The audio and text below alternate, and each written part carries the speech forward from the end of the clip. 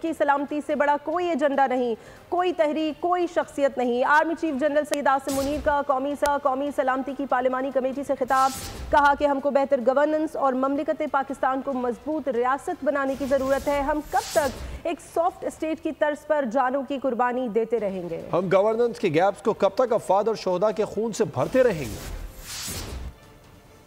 ملک کی سلامتی پہلی ترجیح، کوئی تحریک یا کوئی شخصیت نہیں، army chief general Asim Munir نے واضح طور پر بتا دیا۔ Army chief general Asim Munir نے قومی سلامتی کی پارلیمانی کمیٹی سے خطاب میں کہا کہ پائیدار استحکام کے لیے تمام عناصر کو ہم آہنگی کے ساتھ مل کر کام کرنا ہوگا۔ یہ ہماری اور ہماری آنے والی نسلوں کی بقا کی جنگ ہے۔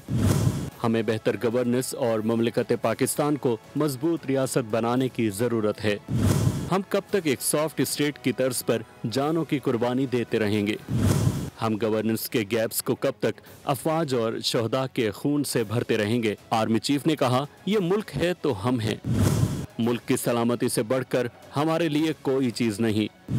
ملک کے تحفظ کے لیے یک زبان ہو کر ذاتی مفادات سے بالا بیانیہ اپنانا ہوگا۔ جو سمجھتے ہیں کہ پاکستان کو دہشت گردوں سے کمزور کر سکتے ہیں، آج ان کو پیغام ہے، ہم متحد ہو کر نہ صرف ان کو بلکہ ان کے تمام سہولت کاروں کو ناکام کریں گے۔ ہمیں اللہ پر پورا بھروسہ ہے، جو بھی ہو جائے انشاءاللہ کامیاب ہوں گے۔ سبسکرائب کریں اور بیل دبائیں تاکہ کوئی خبر رہ نہ جائے۔